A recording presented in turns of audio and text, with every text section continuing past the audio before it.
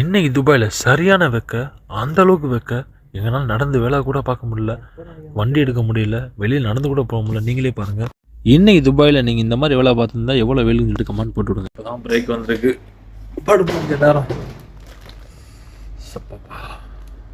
அவ்வளோதான், நம்ம break time முடிஞ்சு நம்ம டியூட்டிக்கு போகலாம். வெளியில் போனால் எரியுது, உள்ளே வந்தால் கூலிங்காக இருக்குது. அவ்வளோதான், டியூட்டி ஸ்டார்ட் ஆகிடுச்சு. நம்ம ஒரு சொல்லியமான எப்பவும் போட்டுறது டியூட்டிக்கு போயில.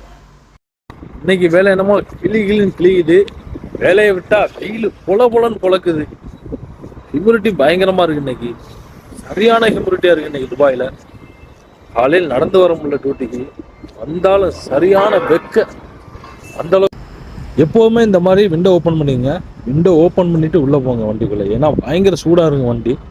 வெளியில எந்த அளவுக்கு சூடு இருக்கோ அந்த அளவுக்கு 4-5 மடங்கு சூடா இருக்கும். இப்படிதான் உள்ள பயங்கரமா சூடா இருக்கும். விண்டோ ஓப்பன் பண்ணா அந்த சூடு அளவா இருக்காது. இந்த கார் தான் ராக்ஸு. வண்டியை பற்றி சொல்லவே தேவையில்ல, வண்டி அவ்வளோ ஸ்மூத்தாக இருக்கும் டிரைவிங்கு. இப்போ நான் ஓட்ட வண்டி தான் ராக்ஸு. இதெல்லாம் சைனீஸ் வண்டி. வண்டியெல்லாம் அப்படியே இருக்கும். வண்டி ஓட்டுறது அவ்வளோ சூப்பராக இருக்கும், ஸ்மூத்தாக இருக்கும். ஸ்டேரிங்கு, இந்த ஆக்சிலேட்டர் காரு, கண்ணெல்லாம் வேர்த்து ஓடுது. தண்ணி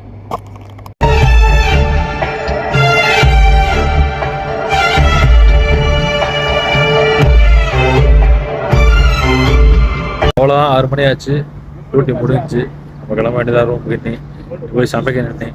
ஆனால் இன்னைக்கு சரியான ஹியூமிடிட்டி துபாயில். சுத்தமாக வேலை வைக்க முடியல இன்னைக்கு. அவ்வளோ இதாக இருந்துச்சு. இன்னைக்கு மாதிரி நான் இனிமேல் ஹியூமிடிட்டி பார்த்தே கிடையாது. அவ்வளோ ஹார்டு எரியுது உடம்பெல்லாம். பட் இதில் இருந்து ஏசிக்குள்ளே போனோம்னா பயங்கர கூலிங்காக இருக்கு. ஓகே பாய்ஸ், பார்ப்போம்.